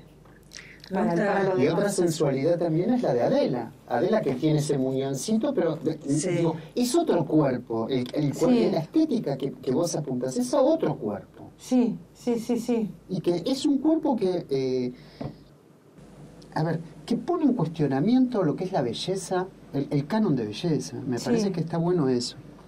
El canon de belleza y el estar también, ¿no? Porque hay algo, me parece, del tratar todo el tiempo de los cuerpos no normativos, por decirlo de alguna manera, ocultarlos, normarlos, silenciarlos, porque ahí también hay otra apuesta, que es los personajes, esa ciudad, esa indiferencia que se requiere para que aparezca el terror, necesita que esos cuerpos estén silenciados. Y vos no, vos los pones en escena. Es que son todos cuerpos, el de Adela todo el tiempo con el muñón que se lo pasa a la gente por la cara.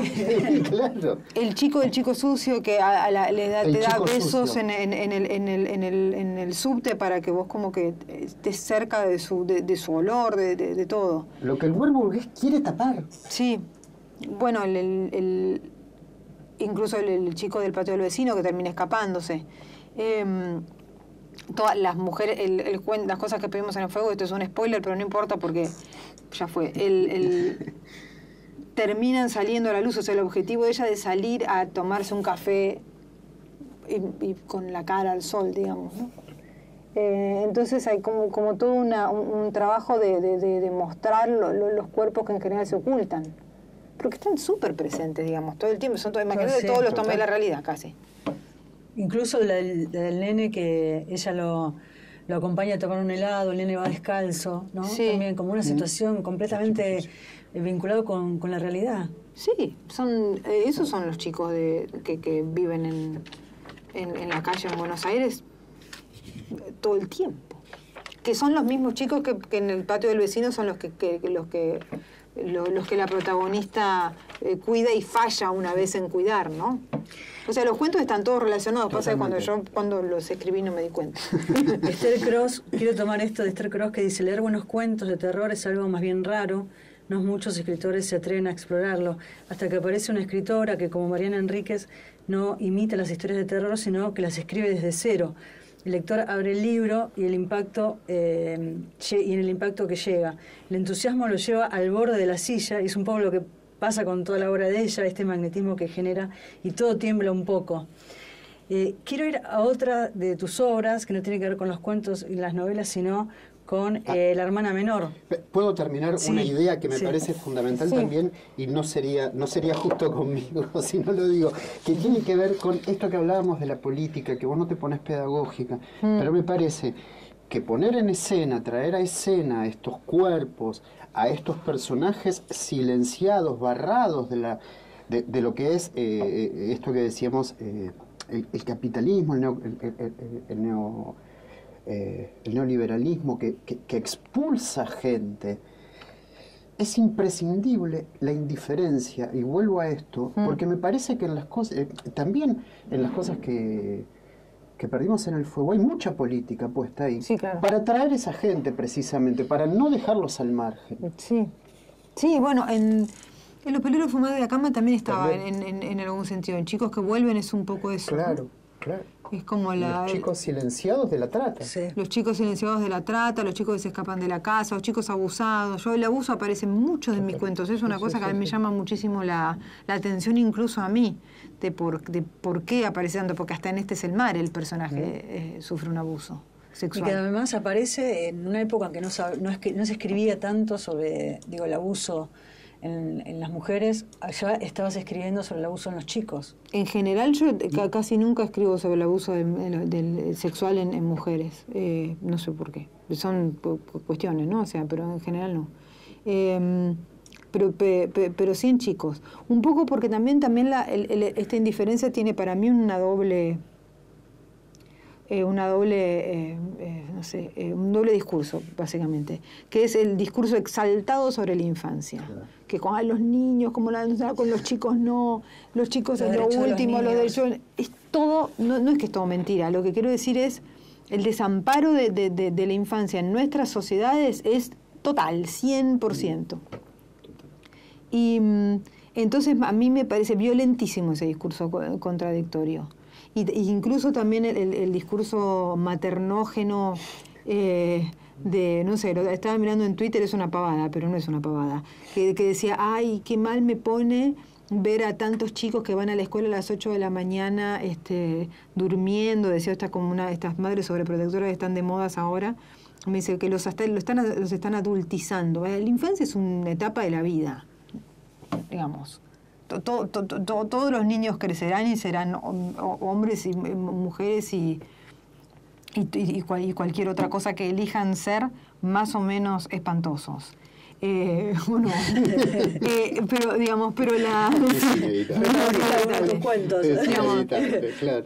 Pero digamos el silencio del daño en la infancia a mí me parece violentísimo. O sea, como esa imposición de la infancia feliz me parece absolutamente violenta y relativamente nueva. Y además cuando vos estudiás, entre comillas, el género de terror, y tenés que leer, como leo yo, mucho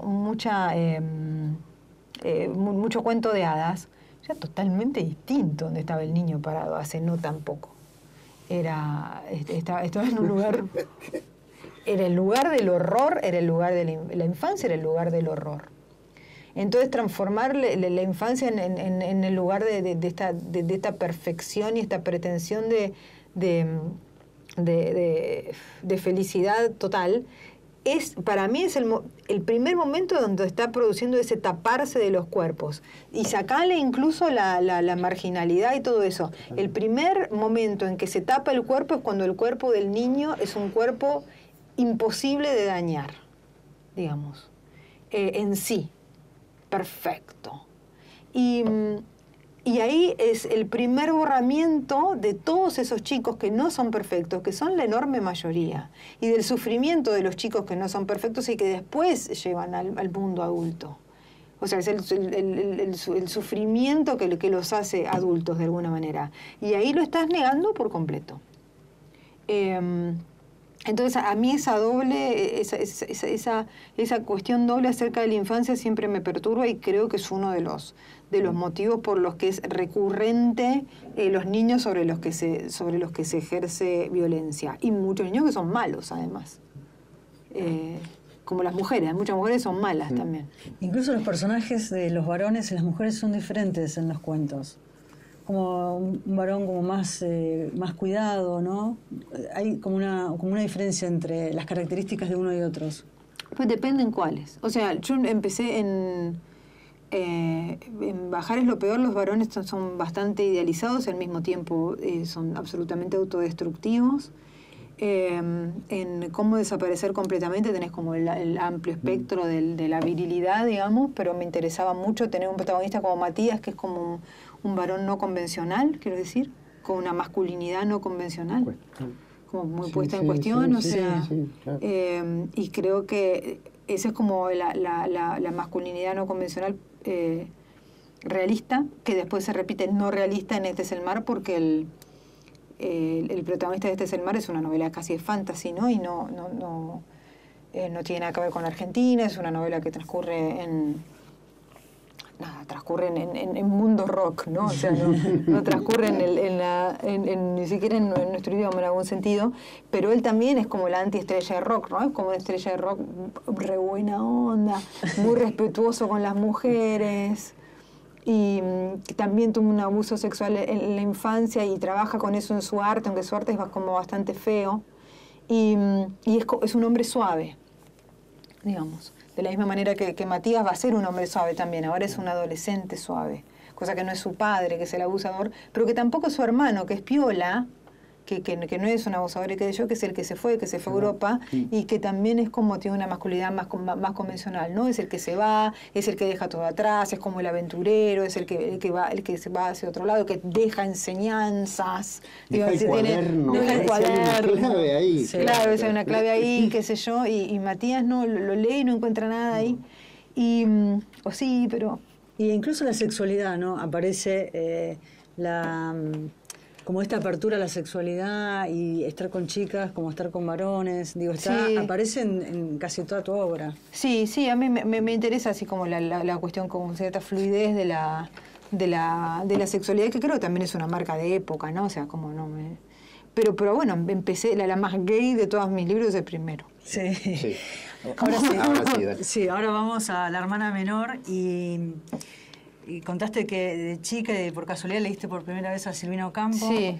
Y que esos cuentos te parecían rarísimos. Sí, no entendía dijiste nada. Como si Cortázar se hubiese vuelto loco. Sí, era así. Me gusta esta construcción que haces de La hermana menor, porque es una especie de coro polifónico donde todos hablan, todos opinan, ahí están todas... y cada uno con su propia convicción, digo, ¿no? de una versión. Digo, por un lado armaste como este coro polifónico y por otro lado hay como un caleidoscopio. Sí. Que termina creando como parte de esta leyenda también de Silvina Ocampo. Lo que pasa es que a mí es un libro, La hermana menor, que a mí me lo ofreció Leila Guerrero para hacer un perfil de Silvina para publicar primero en Chile y después lo reeditó Anagrama. Yo sabía que iba a ser mucho trabajo y no sabía si tenía tantas ganas de hacer ese trabajo en ese momento, bueno, pero finalmente dije que sí porque a mí me gustaba Silvina y sobre todo me intrigaba Silvina y quería saber más sobre ella. Y salí igual que entré, sin saber nada de ella. Y después me di cuenta que es por eso elegí la estructura así como caleidoscópica y de la arme su propia Silvina. Pero después también periodísticamente, ¿no? Cuando yo lo pienso porque es un libro periodístico, ¿no? Yo creo que Silvina no está, ¿no? Y si estuviese, creo que la situación no sería tan diferente. Pero creo en general que no puedes conocer a una persona. Y que lo más honesto periodísticamente cuando estás haciendo un perfil o haciendo una biografía es no tener una versión propia. Sí vas a tener quiero decir, una especie de tamiz por donde la lees, porque es esto como tu sensibilidad. Yo a Silvina a lo mejor la leo un poco más oscura de lo que era realmente ella, o más extraña de lo que era realmente ella, porque a mí eso es lo que me interesa. Pero después yo tenía versiones radicalmente diferentes de Silvina Ocampo, de personas que yo sé que la habían conocido muy bien. Y eran versiones diferentes de Silvina. O sea, diferentes, muy diferentes. Yo le entrevisto a Francis Kohn, por ejemplo, que pasó tiempo con ella, que estuvo en el campo con ella, que era una amiga cercana de Silvina. Y yo le pregunto por Alejandra Pizarnik y me dice, no se la bancaba. O sea, niega totalmente, no solo la relación amorosa, lésbica, juguetona, de amantes, sino niega que hubiese buena onda entre ellas. Después hablo con Teddy Paz Leston, que era muy amigo de ella también, y me dicen, no, se conocían, si hay un montón de cartas, yo no te voy a decir lo que pasó, que es como decir me pasó. Pero es decir, yo no te voy a decir si pasó algo o no, porque me parece que no corresponde, ella guardó muchos secretos míos también, bueno, nada. La conocieron casi en la misma época incluso. Entonces la decisión que tomé fue decir, bueno, vamos a ser totalmente sinceros, vamos a los datos no se tocan en el sentido de los datos que tengo, son los datos que van a constar, pero cuando vamos a armar al personaje, en cuanto a cómo era el personaje a través de las voces de los otros, voy a dejar todas las versiones de Silvina posibles, porque yo con esto no puedo armar más que un caleidoscopio, o sea, es así. Había como una voluntad, tal vez respetaste esa voluntad de ella de ser secreta, ¿no? Eso terminó siendo una especie de narrativa mayor del libro, una vez que yo tomé la decisión de dejarlo así. No sabía con lo que me iba a encontrar. A lo mejor me encontraba con 20 entrevistados que me contaban exactamente lo mismo y la hipótesis de la Silvina secreta se iba al diablo. Fue una narrativa mayor que terminó surgiendo del propio material. O sea, el propio material era una confusión de mujeres. O sea, una misma mujer que era contada por un montón de personas de maneras diferentes. Entonces, claramente había una cuestión de que ninguno la había conocido. Todos habían conocido una distinta. No es que ninguno la había conocido a ella. Y ahí retomo la idea con la que empezamos un poco la charla, que esto de ¿por qué creer que somos los mismos durante el tiempo? Claro. Y con las personas, ahí podemos poner en cuestionamiento también lo que es la identidad de uno. Sí, claro. Uno es también, con respecto al otro, y con respecto a su tiempo. Y me parece que así como hablamos de tu obra, bien vale para pensarlo en la obra de cualquier autor. Sí, sí. Y además, bueno, en la obra de Silvina eso se ve claramente. Uno lee, a partir del tercer libro es un poco más homogénea, pero si uno lee los primeros 3 libros de Silvina Ocampo, parecen realmente 3 libros escritos por personas diferentes. Y creo que cuando Victoria, cuando reseña Viaje Olvidado, dice que ella se había quedado muy perturbada porque se había encontrado con una persona disfrazada de sí misma. Está bien la figura. Está muy bien, pero ella lo dice... En la reseña lo dice como algo negativo, y en realidad creo que cuando uno lo lee ahora es una lectura extraordinaria de ese libro. Y es una lectura extraordinaria de su hermana como escritora, además, que ella en ese momento me parece que no, por la idea de la literatura que tenía Silvina, Victoria, creo que no podía entender la dimensión de la importancia de decir eso acerca de su hermana como escritora. Es muy interesante ese recorrido que haces, porque en este coro polifónico aparecen todas las versiones y construyen una nueva biografía y un nuevo acercamiento también a Silvina. Además escribiste un perfil de Alejandra Pizarnik, sí, que se incluye en el libro Los Malditos, una editorial de Chile, y como contabas recién, Y ahí los entrevistados te hablaron del excesivo celo de su albacea, de la reticencia de la familia, de no opacar con escándalo su talento. Y escribiste, sucede, creo que la vida de Alejandra también es poesía, escribir con mi cuerpo, el cuerpo del poema, decía Alejandra, separar su vida de su obra es una mutilación, como sería escindir vida y obra de Rimbaud o de Artaud, poetas que amaba por su totalidad, una totalidad que a ella cada vez menos, pero todavía no se le permite.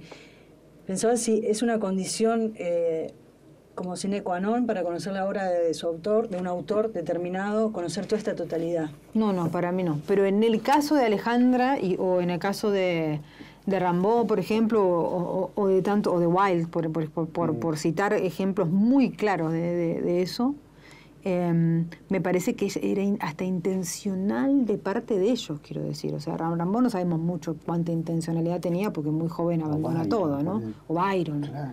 O sea, claro. son tipos que sí, y Alejandra en algún punto... Bueno, Alejandra son los autores que ella admira, o sea, ella quiere ser como ellos, ¿no?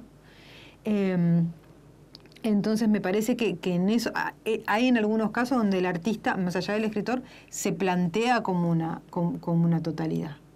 En otros casos, para nada. Creo que en el caso tuyo sí, ese fanatismo, ese gusto por el terror, por lo gótico, por la música, el cine, digo, que aparece en toda tu obra.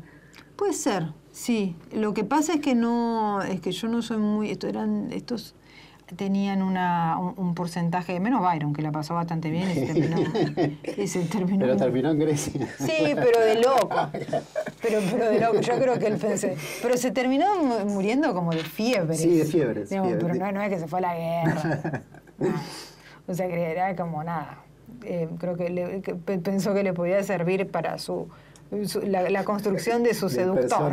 Claro. En la construcción de su seductor le faltaba una guerra y la tuvo. Y bueno, se murió porque se moría la gente en esa época. Pero en general hay como una cuestión de malditismo muy trágico, digamos. Y mi malditismo es muy estético, pero lo tengo muy poco encarnado, quiero decir, o sea, no... Yo tengo una vida muy normal. Creo que ninguno, y Alejandra sobre todo, Alejandra no quería tener una vida muy normal. A mí lo que me impactó de Alejandra cuando estaba haciendo y que tampoco también es de Silvina, y yo no sé si no habla de las mujeres en esa época también, pero en Alejandra es un poco más impactante porque Alejandra es una mujer muchísimo más joven que Silvina y de otra clase social. Entonces hay cierta incapacidad de hacer cosas o de lidiar con el mundo adulto, normal, como lo quieras llamar, que en el caso de Silvina es un poco más entendible porque es una mujer que nunca fue a la escuela, es una mujer que nunca viajó en avión, que no fue a la escuela no porque estuviera mal educada, sino por todo lo contrario, digamos, ¿no? Sino porque la educaban en la casa, que aprende francés antes que español. Claro. Etcétera, y que básicamente no tiene nunca durante su vida una preocupación sobre cuestiones reales de dinero o lo que quiera, más que las preocupaciones que ella tenía, porque tenía algunos problemas medio paranoicos, inseguros, pero normales, me parecen neuróticos, quiero decir, así como que decía, ay, no vamos a quedar pobres, no sabía lo que hablaba. Entonces hay un punto que no sabía lo que hablaba, ¿no? Que le parecía que era un gasto terrible y no, era como decir, Silvina, toda la pampa es toda tuya, más o menos. Pero Alejandra tenía una dificultad importantísima para lidiar con cuestiones de alquilar, usufructuar una beca. Hay un momento que le dan, no me acuerdo qué beca ya. Se va a Estados Unidos y vive con Yvonne Bordelois. Y Yvonne decía que era lo peor que te podía pasar, quería estar con un chico, o sea, que ella la quería y todo, ¿no? Pero era como estar con un chico a nivel de demanda, ¿viste? O sea, dame esto, dame lo otro, no sé, ayúdame, acostame, que era insoportable. Y Yvonne tenía la misma edad y estaba estudiando en la facultad, como una persona de su edad. Y Alejandra no podía hacer... Y a mí digamos, esa parte del malditismo, entre comillas, como cierta desconexión con el mundo en el que viven todos los demás, yo no la tengo para nada. Al contrario, te diría, o sea, soy demasiado capaz de manejar situaciones. Todo lo contrario. Y sobre todo, detesto la dependencia. O sea, muchas de estas, sobre todo en el caso puntual de Alejandra, ella absolutamente dependiente de su madre, de sus amigos, o sea, le costaba muchísimo y nadie se atrevía tampoco, creo, a decirle, bueno, ya. Porque tuvo una parte en París, que es una parte más misteriosa, que ella se va sola y vive en París, y más o menos se la banca, o sea, no era tan que no podía, quiero decir. Pero hay un momento que creo que tiene que ver con una real enfermedad mental que ella sufría, que estaba mal, bueno, no sé si mal tratada, cómo se podía tratar en ese momento, ¿no? Y me parece que eso hay algo ahí que la desequilibra mucho, ella no lo puede manejar y lo maneja como una especie de vida performática, le llamaríamos hoy, pero que es muy dañina. O sea, no es una vida performática que es en público y después me voy a casa y en casa lo que sea. No, es una vida performática que se le va completamente de las manos. Y a mí eso me pareció muy perturbador y creo que fue parte de la decisión. En ese perfil yo no hablé con su familia y en el perfil de Silvino Campo tampoco hablé con su familia. En ambos casos decidí como que había cuestiones que tenían que ver con la familia y con ese tipo de intimidad un poco promiscua en algún sentido, que no tenía, que me interesaba más como la presentación pública de los autores que lo que pasaba en las casas. Para y sobre salvar todo, la intimidad de alguna manera. De alguna manera sí. Yo pensé que, digamos, que al hacer un perfil eso iba a ser la última de mis preocupaciones. Pero cuando llegaba a estos lugares como dolorosos, digo, yo no te van a exponer a su hermana esto. A esto se lo puedo preguntar a Fernando Noy. Claro. Digamos, que es mi amigo y que fue amigo de ella y que prendemos una vela para invocarla y entramos como en un plano juguetón. Pero yo no puedo hablar con la hermana, que todavía la hermana todavía le da pudor hablar de la sexualidad de Alejandra. O sea, son lugares que para ella, que también es una persona grande, son genuinamente dolorosos. Entonces no, me parecía que no, y sobre todo, que no hacía falta para contarle a Alejandra eso. Mariana, te quiero preguntar por último sobre el tema de, tal vez, yendo a los orígenes, a esa primera biblioteca tuya y estos primeros cuentos que empezás a leer de terror. Sí. Lo que pasa es que el terror en general para mí, más que un género muy específico, delimitado, decir, voy a elegir algo de terror, siempre fue una forma de leer cosas. Si yo te digo los primeros textos de terror que yo leí en mi vida, para mí, Cumbres Borrascosas. Yo me morí de miedo con Cumbres Borrascosas. Pero mucho miedo. La escena del principio, que además es una escena de fantasmas, que él sueña, viste que es una novela con un marco, que es el marco del tipo que llega a esa casa y al que le termina contando toda la historia a Nelly, que es la empleada, digamos. Y el tipo se va a dormir a una habitación y aparece la fantasma de Kathy afuera y golpea la puerta a la niña y rompe el vidrio y le agarra la mano y le corta el brazo con los vidrios. Yo me acuerdo haber leído eso y decía, y entonces ahí empecé a leer locamente a las Brontë y leía a Jane Eyre, y Jane Eyre también empieza con Jane, que la castigan y le dicen a Jane que la van a meter en una habitación que tiene fantasmas para asustarla y como para disciplinarla, qué sé yo. Así empieza Jane Eyre. Entonces yo leía todas estas novelas, que son novelas que la gente no te va a decir que son novelas de terror. En general yo las leía como novelas de terror. Leí sobre Héroes y Tumbas, para mí era una novela de terror, esta que hace Alejandra con la cabeza de la prima o la tía, no me acuerdo qué, en la casa, que le había tirado la mazorca. Yo no sabía lo que era la mazorca. No sé, tenía 10 años. ¿Qué es la mazorca? No había llegado todavía a la escuela a eso. Entonces, boom. Y entonces yo leía todos estos textos y todos los leía desde ahí. O sea, no... Cuando llegué a Poe, digamos, en un momento, dije, esto también. Pero no me pareció como tan como decir, no, esto es diferente. Es más, me gustó bastante menos que los otros. Me parecía medio monótono. O sea, como, ¿no? Pues es un poco monótono. Pero en general los tomaba así. Pero quiero decir, no sé, Cañas y Barro de Blasco Ibáñez, para decirte una cosa así. ¿Y esos libros estaban en la biblioteca familiar, digamos, de tu casa? Sí. Sonata de Primavera de Benavente, que la nena se cae para atrás de la cosa, se rompe la cabeza. No sé, a mí Marianela, digo, para agarrar, mi papá era español y tenía como todos estos clásicos españoles que son tétricos. ¿Cuántos años te acordás esa primera lectura? 10. 8, 10. Porque ahí, digamos, yo eso lo tengo bastante claro en este sentido. Nosotros nos mudamos a La Plata por un tema de trabajo de mi papá cuando yo tenía unos 9 años. Entonces la biblioteca familiar que yo identifico como biblioteca familiar estaba en mi casa de Lanús, donde yo vivía, que eran 2 bibliotecas, una en la que era mi mamá le decía la pieza de soltera y otra más. Y ahí eran las colecciones de Salvat y de Bruguera. Muchísimos libros muy variados, pero eran libros como populares que se compraban y los del Mirasol también. Yo me acuerdo haber agarrado el del Mirasol, me acuerdo haber agarrado Absalón y dije, no. Pero es terriblemente terrorífico, eso es terrible, es una reescritura de Cumbres Borrascosas, no la entendí además, pero me pareció como... Y después sí llegué al género como más codificado, King, Lovecraft y no sé qué. King me pareció así alucinante y todo eso, pero yo ya venía leyendo lo que para mí, o sea, para mí estaba leyendo literatura.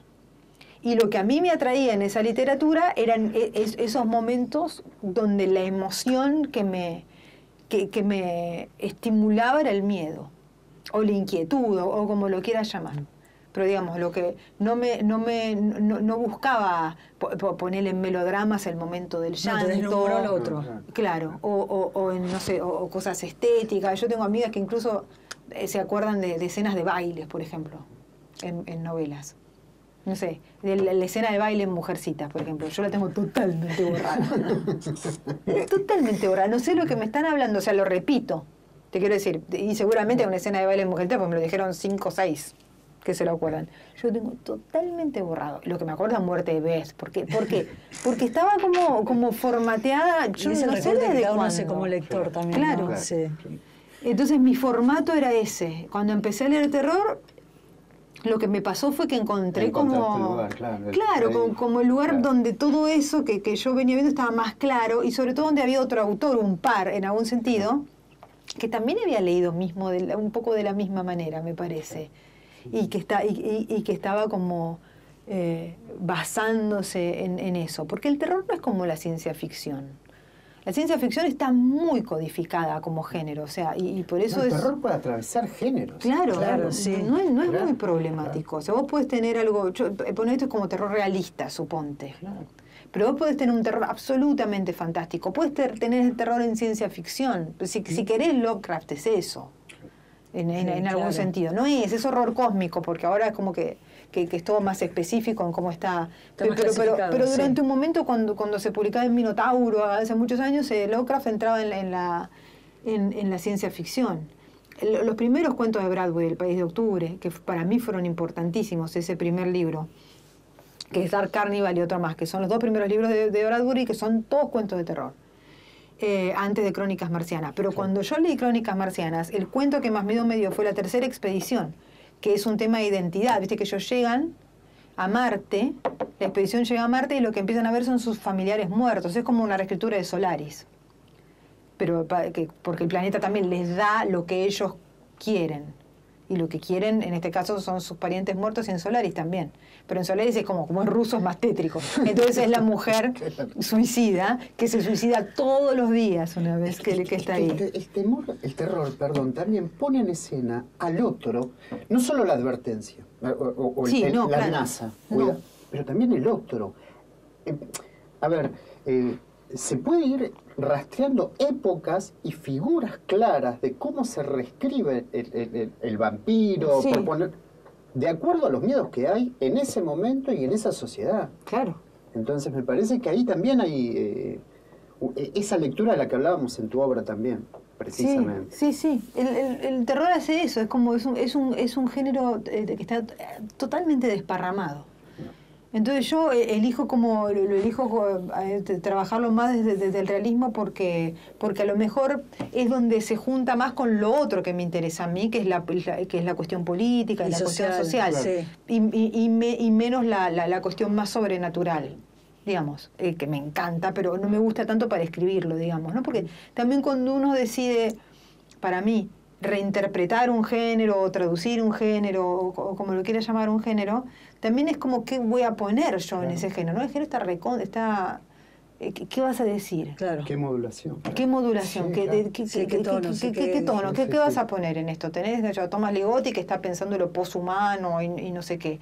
Tenés a Barron, que es un escritor que a mí me encanta, norteamericano, que está pensando en la política de Estados Unidos, pero como la alta política de Estados Unidos, ¿no? Como una cosa, como si usan como una especie de ser mitológico en los bosques como arma de guerra en un momento. Quiero decir, o sea, tipos que están pensando como en la esencia de Estados Unidos como el mal, o sea, cosas así. Entonces, como está todo, y hay un montón, y yo los leo a todos, y es como en toda esta enorme variedad que hay, ¿no? Es como, ¿qué vas a poner? Hay un escritor mexicano que es muy bueno, se llama Bernardo Esquinca, que no escribe cuentos sobre el horror actual de México, y tampoco exactamente sobre como el pasado mitológico, no mitológico, el pasado de las grandes religiones originarias mexicanas.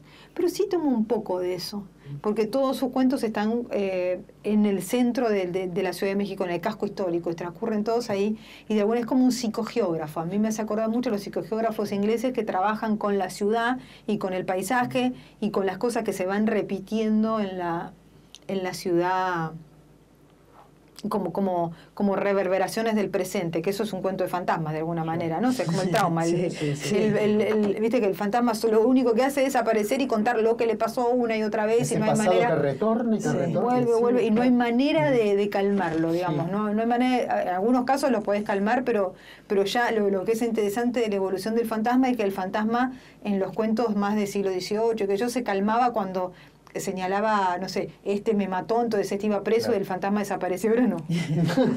Ahora sí, no importa, porque lo que reclama es justicia. La justicia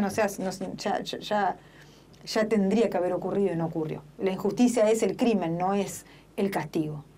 Entonces, bueno, nada, ¿qué vas a traer? Entonces, para mí lo que yo podía traer era como una visión latinoamericana que hablara de cuestiones sociales y que tiene que ver con la violencia de las instituciones, que tiene que ver con la desigualdad, que tienen que ver con un montón de cosas, y un poco hasta donde podía de la incorporación de nuestros mitos o nuestras cuestiones, que a veces está ligada con estos miedos al otro, porque por ejemplo el San la Muerte es un santo bueno, yo lo conozco de Corrientes por mi familia, pero muy paraguayo también y qué sé yo, entonces aparece mucho.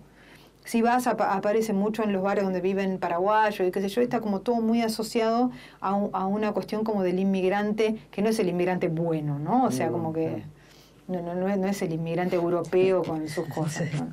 Entonces, digamos, ahí me parece que tiene un montón de cuestiones que se adicionan a la... Entonces eso es lo que yo puedo traer. Pero no es que no me interese como el terror sobrenatural, yo lo leo mucho, pero es eso, el terror es puedes tener eso, cuento realista de terror, cuento fantástico de terror, cuento gótico de terror, hay cuentos góticos que no son terror, etcétera, que son solo sexuales, ponele perverso, no sé. O sea, Sade no es terror y hay gente que te lo puede poner dentro del decadentismo, no el gótico, pero dentro del decadentismo hay escritores de terror, Maupassant, no sé. Entonces, lo que yo pensé era eso, ¿no? Hacer como el terror que yo podía hacer desde acá, pero sí con una mirada a la tradición anglosajona, por lo que veníamos hablando antes, porque la tradición latinoamericana vos la podés buscar, pero termina siendo esos hallazgos. Es otra violencia. Sí. Entonces el hallazgo no es algo con lo que puedas trabajar, digamos. Mariana Enríquez pasó por Autores. Gracias. Gracias a ustedes, estuvo buenísimo. Gracias. Las cosas que perdimos en el fuego. La primera fue la chica del subte. Había quien lo discutía, o al menos discutía su alcance, su poder, su capacidad para desatar las hogueras por sí sola. Eso era cierto.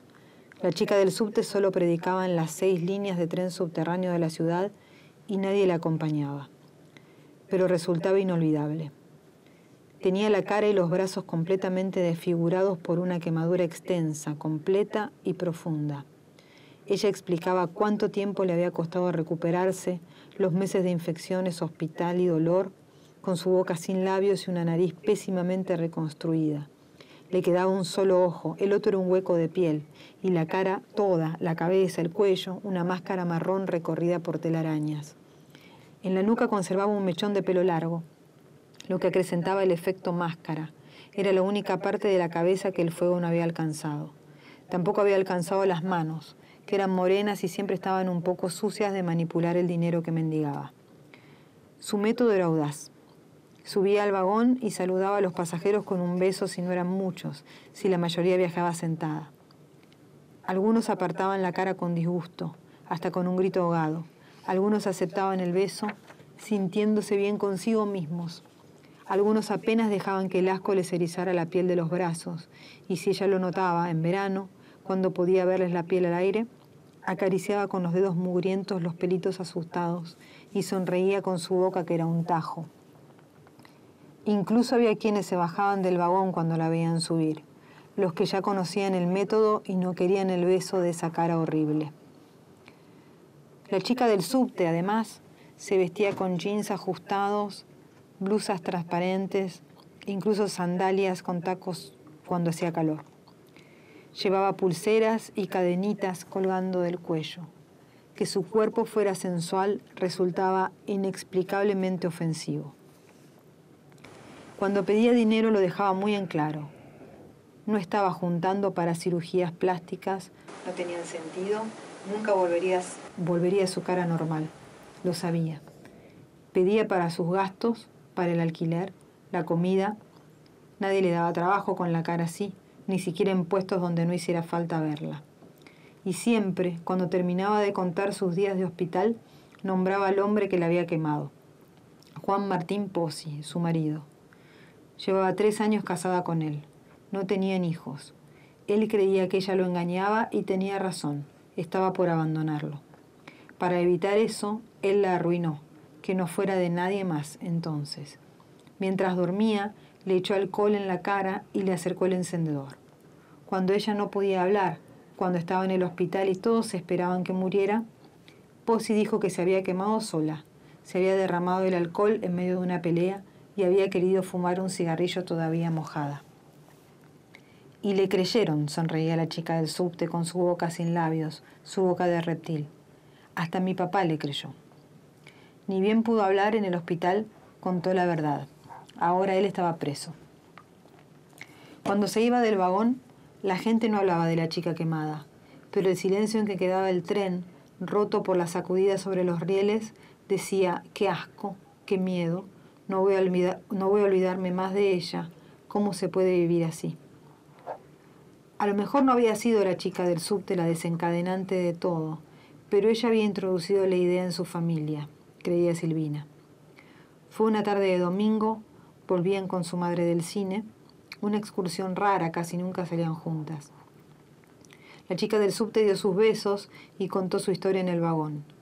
Cuando terminó, agradeció y se bajó en la estación siguiente.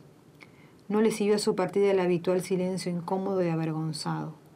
Un chico, no podía tener más de 20 años, empezó a decir: qué manipuladora, qué asquerosa, qué necesidad. También hacía chistes. Silvina recordaba que su madre, alta y con el pelo corto y gris, todo su aspecto de autoridad y potencia, había cruzado el pasillo del vagón hasta donde estaba el chico, casi sin tambalearse, aunque el vagón se sacudía, como siempre, y le había dado un puñetazo en la nariz, un golpe decidido y profesional que lo hizo sangrar y gritar: «Y vieja hija de puta, ¿qué te pasa?». Pero su madre no respondió, ni al chico que lloraba de dolor, ni a los pasajeros que dudaban entre insultarla o ayudar. Silvina recordaba la mirada rápida, la orden silenciosa de sus ojos y cómo las dos habían salido corriendo, no bien las puertas se abrieron, y habían seguido corriendo por las escaleras, a pesar de que Silvina estaba poco entrenada y se cansaba enseguida. Correr le daba tos, y su madre ya tenía más de 60 años. Nadie las había seguido, pero eso no lo supieron hasta estar en la calle, en la esquina transitadísima de Corrientes y Pueyrredón. Se metieron entre la gente para evitar y despistar a algún guarda, o incluso a la policía. Después de 200 metros se dieron cuenta de que estaban a salvo. Silvina no podía olvidar la carcajada alegre, aliviada de su madre. Hacía años que no la veía tan feliz.